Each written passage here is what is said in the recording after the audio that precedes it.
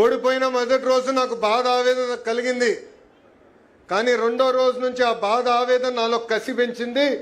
ఎట్టి పరిస్థితుల్లో మరి 5 సంవత్సరాలు ఇక్కడనే పనిచేస్తాను, ప్రజలకి అందుబాటులో ఉంటానని నిర్ణయించుకున్నా. చంద్రబాబు నాయుడు గారి సహకారంతో 26 సంక్షేమ అభివృద్ధి కార్యక్రమాలు ప్రతిపక్షంలో ఉంటూ మంగళగిరి నియోజకవర్గంలో మేము చేస్తాం జరిగింది. మంగళగిరిలో పద్మశాలి సోదరులకి 2 కుల వృత్తులు ఉంటాయి. ఒకటి చేనేత, రెండోది స్వర్ణకార వృత్తి. ప్రతిపక్షంలో ఉన్నప్పుడు చేనేత సోదరుల్ని ప్రోత్సహించడానికి 873 రాట్నాలు ఆనాడు ఉచితంగా అందించాం. కరోనా టైంలో చేనేతలకు అండగా నిలబడడానికి వాళ్ళు కావాల్సిన మందులు కానీ ఆక్సిజన్ సిలిండర్లు ఆనాడు అందించాం. షెడ్లో పనిచేస్తున్న చేనేత సమస్యలు నేను నేరుగా తెలుసుకున్నా. మీ బాధలు, మీరు పడుతున్న ఇబ్బందులు, మీ ఆవేదన తెలుసుకున్న తర్వాతనే ప్రతిపక్షంలో ఉన్నప్పుడు 2022లో ఈ వీవర్సాల కూడా మేము ఏర్పాటు చేస్తాం జరిగింది. ఈరోజు డిజైన్లు కానివ్వండి, లేటెస్ట్ మగ్గాలు కానివ్వండి, తాత తెనేరాతో ఒప్పందం కుదుర్చుకుంటాం కానివ్వండి, మార్కెట్ లింకేజ్ కానివ్వండి, ఈ అన్నిటి ద్వారా ఈరోజు చేనేత సోదరులకి ఆదాయం 30% మేము పెంచాం. కానీ నేను ఆనందంగా లేను. నేను ఒక లక్ష్యం పెట్టుకున్నా. ఆ లక్ష్యం 100% ఆదాయం పెంచాలని, రెట్టింపు చేయాలని. స్వర్ణకారులు కూడా ప్రతిపక్షంలో ఉన్నప్పుడు లక్ష్మీ నరసింహ స్వర్ణకారుల సంక్షేమ సంఘం ఏర్పాటు చేశాం. దాని ద్వారా స్వర్ణకారులకి హెల్త్ ఇన్సూరెన్స్ కానివ్వండి, మెరుగైన పనిముట్లు కానివ్వండి, వాళ్ళకి ఆర్థిక సహాయం కూడా ఆనాడు మేము అందజేశాం. సార్, యువగలం పాదయాత్రలో ప్రొద్దటూరు కానివ్వండి, ధర్మవరం, మంగళగిరి, ఉప్పాడలో నేను చేనేత సోదరుల్ని నేరుగా కలుసుకున్నా. వాళ్ళ పడుతున్న ఇబ్బందులు నేరుగా నేను తెలుసుకుంటాం జరిగింది. ఆనాడు ఇట్లనే ఒక మీటింగ్ పెట్టుకుని చేనేత సోదరులు చెప్పా, చేనేత సోదరులు నేను దత్తకు తీసుకుంటున్నానని. కొంతమంది ఎగతాళి చేశారు, కొంతమంది కించపరిచే విధంగా మాట్లాడారు. కానీ నా ఆలోచన ఒక్కటే, చేనేత రంగాన్ని పెద్ద ఎత్తున ప్రోత్సహించాలి, వాళ్ళ ఆదాయం రెట్టింపు చేయాలి.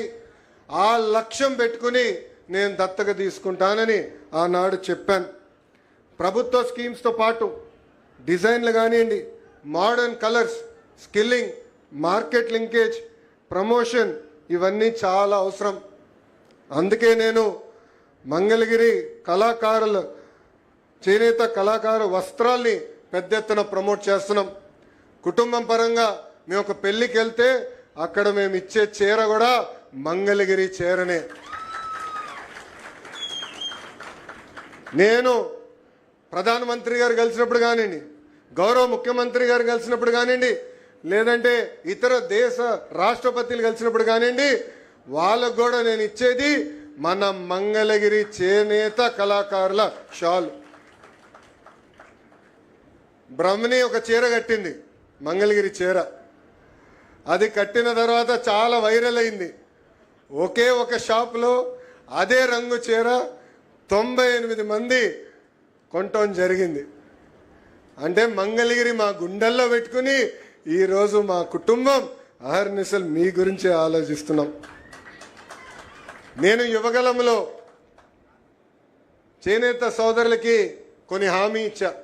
మొదటిది, ఇంట్లో మగ్గాలుంటే 200 యూనిట్ల కరెంట్ ఉచితంగా ఇస్తామని, ఇంట్లో పవర్ లూమ్ ఉంటే 500 యూనిట్లు ఉచితంగా కరెంట్ అందజేస్తామని, ఇంకా చేనేత వస్త్రాలపైన జిఎస్టీ ఇబ్బందులు ఉన్నాయి, మేము కేంద్ర ప్రభుత్వంతో సంప్రదింపులు చేస్తాం.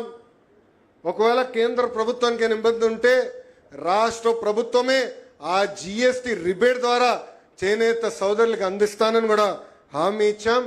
ఇంతేకాకుండా థ్రిఫ్ట్ ఫండ్ తిరిగి ఏర్పాటు చేస్తామన్నాం. ఇంకా చేనేత భరోసా కింద ప్రతి చేనేతకి 25,000 రూపాయలు ప్రతి సంవత్సరం ఆర్థిక సహాయం కూడా అందజేస్తామని ఆనాడు హామీ ఇస్తాం జరిగింది.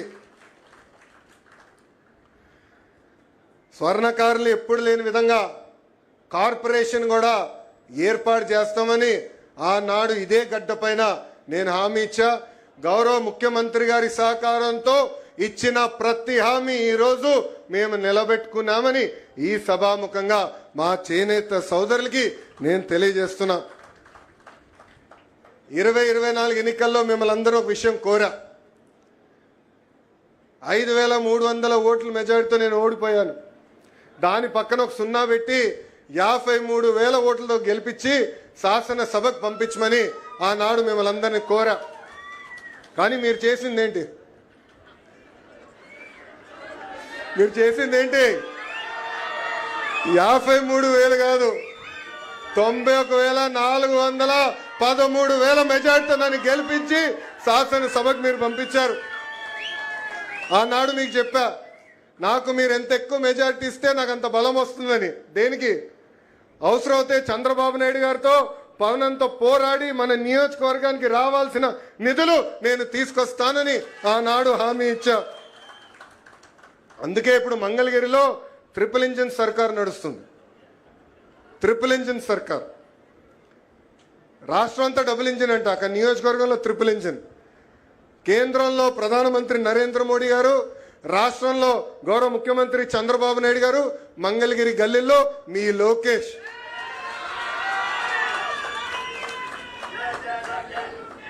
దశాబ్దాలుగా మనందరికీ ఒక కళ ఉంది. మనకి శాశ్వత భూ హక్కు కల్పించే పట్టాలు మనకు కావాలని.